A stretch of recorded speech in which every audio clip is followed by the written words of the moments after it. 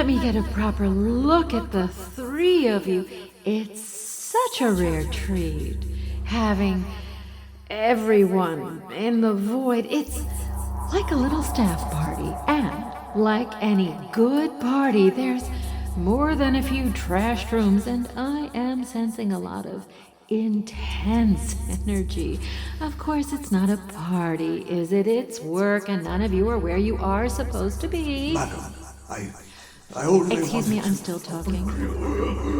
You left our meeting in quite a huff. Listen, I get it. Sometimes emotions run a little hot, and you need to take a minute to compose yourself. We can't always control our anger, but we can control what we do with it. But you didn't. You didn't control it. You stormed out and started fighting with the staff. You've been picking on him for too long, and now you've crossed a line. You're frustrated and taking it out on both of them and the guest. We can't have you stomping around killing the guests. I had no idea. I said, don't interrupt me.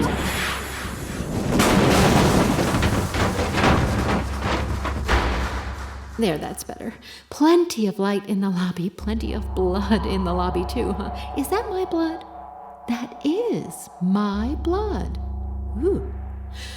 Oh, it's so interesting the way it flows out of me and gushes. I can feel it trickle out of my skull.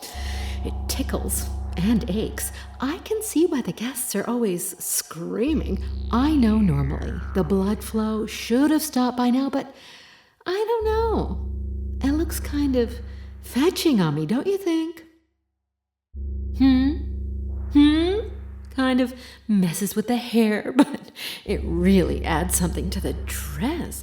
And it's so warm, like a blanket fresh from the dryer, only wet and smelly. It's a shame the guests don't really get to appreciate the experience, not like we do. But honestly, what could they experience in forms like these blobs of jelly that can barely look in one direction at a time? I can't seem to hear anything, and just moving around is taking a lot of effort. Give a girl a chance. It's kind of fun, though, using my nerves to jolt my meat into action. Oh, it's harder to think down here, though, isn't it? I just have to think my thoughts one at a time. Oof. I nearly have to stop thinking just to say one thought. Phew. No wonder you threw such a tizzy fit. It must be very frustrating for you. All of you. But you're the only one freaking out, Mr. Man, stomping around the endlessness, dragging everyone away from their jobs. Look at this boy. Look how upset he is. You okay? Yeah, you're okay. You put up a good fight, though, didn't you? Yes, you did. I don't want you making a mess like that all the time, but good job, kid. Now, why don't you go grab a mop and try to get some of my blood up best you can? Atta boy. He's a good boy, but you were right. I have to say you were right. No leadership qualities. Not unfair. But he lacks confidence. That's the real problem. It can get in the way of his job performance, at least with the guests. His skills in building the room? Well, you just got a first-hand lesson in that, didn't you? Yeah, there's a steely interior there. You underestimate him, I think. You're too emotional and impulsive. Don't try and deny it. You two are cut from the same cloth for sure. You wind each other up, and who pays the price? Me. And my pretty blue dress, and my new skull, which you broke. He's been doing this lately, hasn't he, dear? Has he? It's so hard to keep it all straight now that's stuffed into this squishy little brain. Come here. Take my hand. It's okay. How are you? You doing okay? It was a rough night. I know you hate when things don't go how you planned. Yeah.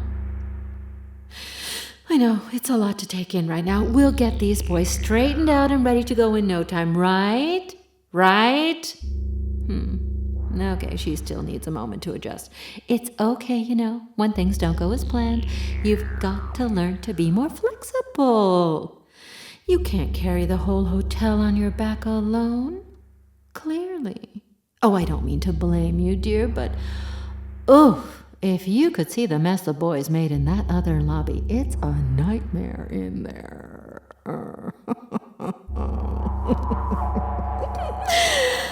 Well, a different kind of nightmare than it should be. Okay, everyone, listen up. Here's what we're gonna do. This disharmony, not working for me. The infighting is starting to bleed over onto the guests, and I don't just mean this gushing wound in my head. Okay, let's do it this way. Let's just do one and see how it goes. We're already set up here, so let's just go get tonight's reservation card, please. But the guest is... Go get it right now. Always arguing. It's always can't with you three. I know he's the vocal one, but you know what I'm talking about. You need to change the water in that bucket, Bug. You're just spreading the blood around at this point. Go ahead. It's okay. Oh. Now that it's just us girls, I want to let you know you're really killing it. No pun intended. I kill myself. I may be tough on you, but that's only because I know what you're capable of. There we go. That wasn't so hard, was it? Madam, I didn't know there No. Don't give it to me. Give it to her. Of course. I know you like those, dear. Okay, you two. Judy will be here soon. Just check her in. Business as usual. When the lobby boy gets back, he can take her up to that lovely metal room and those horrible little goblins he put up there. Have you seen them? I haven't quite. Oh, they're wretched little lovelies. You'd like them. Maybe we'll go watch the guests die together. If everything goes well down here. For now, you and I will observe. Dear, let's get you behind the desk. Yes, thank you. Oh, and just in time, he's back. Excellent. Can you just keep... Yeah, thank you. I've spilled more blood everywhere. It's really oozing. Before Judy gets here, I'd like to say something. I'm not really one for big speeches, but I think it's important. All three of you have such potential. If you work together, well, not even I know what you could accomplish. I'm going to be overseeing you personally for a while, and the owner and I together are going to shape this crew into something special. A lean, mean hoteling machine. God, I'm good. It's not going to be easy for you anyway, and it's not always going to be fun, again, for you, but after some hands-on experience and with a little elbow grease, I think you'll all be surprised at the growth, the camaraderie. You might even find you start looking forward to your work. Lobby boy, I'm looking at you. So you two really focus and try and make this check-in go as smoothly as you can. Show me your best. And you, Mr. Man, you watch them close. We're gonna have a chat after to figure out where we all can do better. Except for me, obviously. I can see some rotting faces out there, so I guess we all know time is short. I know the guest will be here any second now. Let's make sure her time is even shorter, but well spent. Okay? Okay, here she comes. Smiles, everyone.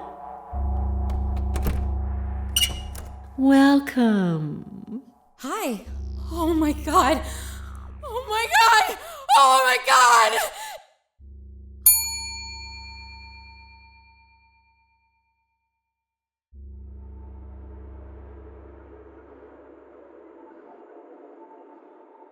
I know why Judy Blashy starts screaming the moment she walks into the lobby. The staff has already begun to rot, though she surely wouldn't have noticed. She would simply see the lobby boy's terrified expression as he mops up a large, bright pool of blood. That's not why, though. Mopping up strange stains can be dismissed if desired, and the guests are nearly always in dismissive moods when they arrive.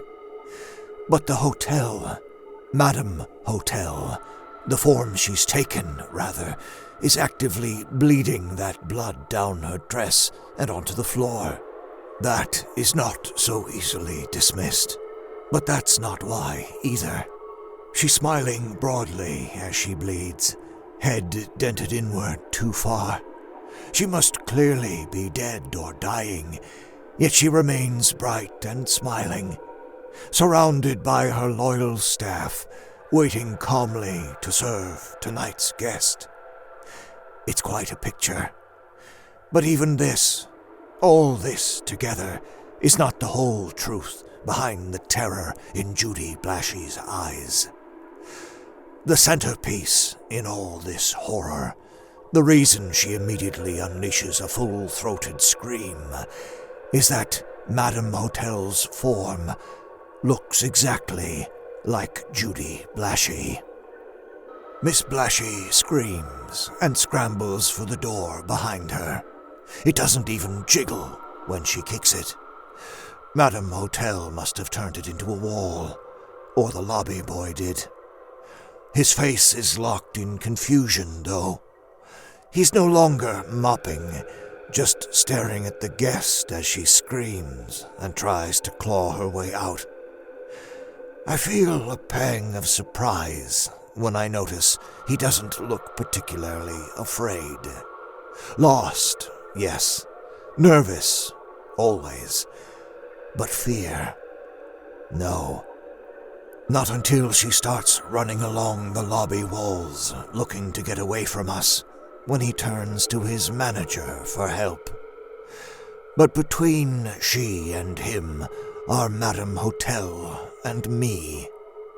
That's when I see the fear again. That's when he trembles and starts his frivolous mopping again. That's when I feel the tightening skin on my skull go hot again. But something small zips through the air and taps me in the back of the head. I look back sharply, ready to direct my growing anger at this new pester. It's the manager, looking at me with wide, pale, rotting eyes and a tight-lipped expression. She nods her head to the floor. Behind me, at my feet, her reservation card. For a moment, I'm confused. I can't parse her intent, so I tense, waiting to see if she's going to come around the desk. But she just nods to the card, then to the guest, Judy Blashy, screaming and tearing the lobby apart, looking for a way out. I pick up the card. The manager nods to Madame Hotel, then darts her eyes up. Of course, she wants to check in the guest. What else could we do? What else can we do? I touch Madame Hotel's arm gently and suggest we move out of the way to allow the staff to do their jobs. She seems confused and asks what exactly it is she's doing that's stopping them. I try to explain about her appearance and how upsetting the guest finds it. She scoffs and tells the lobby boy to mop faster then. She's been standing here for nearly a minute, bleeding and smiling, standing stock still, just watching the guest scream and panic. There's far too much blood to simply mop up, and no amount of guest service can salvage this situation. The guest is in blind terror. If she wants to watch the staff work, I tell her, we have to let them work. The lobby boy can't help the guest and mop. She smiles warmly at me and takes my arm. Getting along already. Oh! I try not to bristle at this, but for her benefit, I nod at the lobby boy, dismissing him to the manager. He drops his mop and toddles off to her. Together, we watch the manager and the lobby boy attempt to calm the guest down. They speak softly and hold their hands out, but even if they could calm her down, what could they say? What lie or story could resolve what she's seen and felt into a palatable reality? What could possibly comfort this woman into going deeper into the hotel, into her room? How do you put the smoke back into the fire? Or do you simply let the fire burn itself out? This guest will die, here in the lobby, or up in that metal room. Either way, surrounded by horrors. And what of the horrors after her death? What of us? When we crumble to dust tonight, will we rise again tomorrow? Are we already there tomorrow? Am I somewhere right now, fighting the lobby boy still, chasing him through it all still, chasing myself still? I sought answers through violent destruction. I had assumed that was the only way here, the only form of understanding with her, through her. But now she stands right here with us, in some form, somehow, her hand resting on my arm. A hand, at least. Judy Blashy has a hand just like it, across the lobby, practically drooling with shrieking fear. She hasn't taken her eyes off Madame Hotel since she arrived. I glance over at her, hoping to see some hint of understanding across her bent and bleeding face. But no, she's smiling warmly at the chaotic scene, apparently unaware of the effect her presence has. I find myself unsure as well. I watch the guest weeping in a corner, curled up and gasping, staring at us as she rocks herself in her exhaustion. She is trapped. She is mad. She is surrounded by monsters, and one of them looks just like her, and I know what she's going to do before she does. With something like a growl, she launches herself at the staff. In an instant, I'm between them. I hold her still in my arms. She struggles more, and I meet her eyes, and her growls turn into low, sobbing moans. I see her anger at the death and violence surrounding her. I see her confusion at where she is and who we are. She doesn't even know who she is anymore. She's looked into her own face, the face of another, the face of herself, the face of death and madness, and the immutable and immovable fact of what is, what's in hand. She sees this in my eyes, too, or something like it. Or perhaps she sees nothing at all, and the moment between us is as fictive as everything else in the hotel. Our eyes break, and she looks again to the grotesque version of herself, smiling at her in the lobby. I lead Miss Blashy to the lobby boy, and he takes her arm, gently guiding her to the elevators, breaking down again at the sight of Madame Hotel's form. Broken mirrors, reflecting each other perfectly. The silence in the lobby only emphasizes the roar of the guests' still reverberating screams. Or is that the quiet rumble of the elevator, taking Judy Blashy up to a very hot room, surrounded by things with arms long enough to reach her? It's neither, of course. The only sound in the lobby is the pond-like trickle of blood flowing freely from the crack in Madame Hotel's skull. The crack I put there. Across the lobby, she stares at me, frozen and smiling, blood cascading down her shoulder. She strides toward me and flips her head lightly, ghoulishly trying to toss the streams of blood from her face like lengths of hair. Her eyes are still sparkling over her warm smile, just as it has been since the moment she arrived. But in those eyes, I see something else sparkling, and as she gets closer, it sparks into a glinting flame. My insubordination during the audit has not been forgotten, and I don't believe a little on-the-job training is what she has in mind for me, for any of us. I saw things that were not for me to see. I saw a man with my face, whose rage drew madness across it. I saw him stalking through the places between the places I thought I had domain over. But now, that domain is standing here, before me, smiling at me close enough I can smell the blood. And the only ones who stalk the spaces of light and shadow here are us. She takes my bony arm in hers and leads me away. We're going upstairs to watch the guest die in the room the lobby boy built for her. I have seen his power, and now so has he. The only ones we can hurt are each other, ourselves, and the only one who can destroy us is her. I have no choice. I never have. I will manifest, and I will die. I will replace myself, and be replaced with myself, for her. Always for her. She laughs and talks rapidly at me, asking me to take us to the guest room.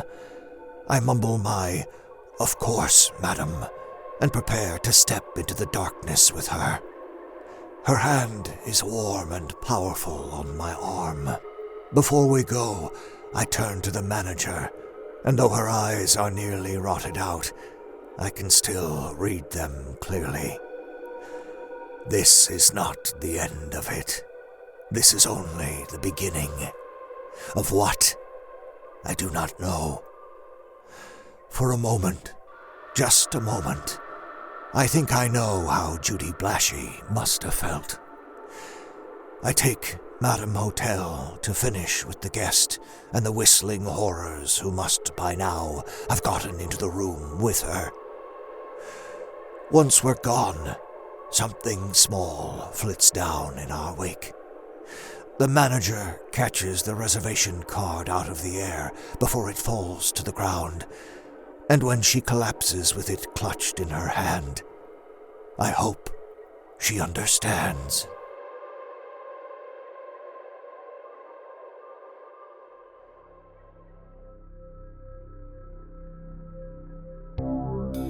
The Hotel was created and produced by Veronica, California, and Mark Whitten. Starring Kelly Nienaltowski as the manager, Mark Whitten as the lobby boy, Graham Rowat as the owner, and Christa Lewis. Music by Lauren Picorni, West Rodri, and special guest composer Zach Tatom-Drake. And produced by Pacific Obadiah.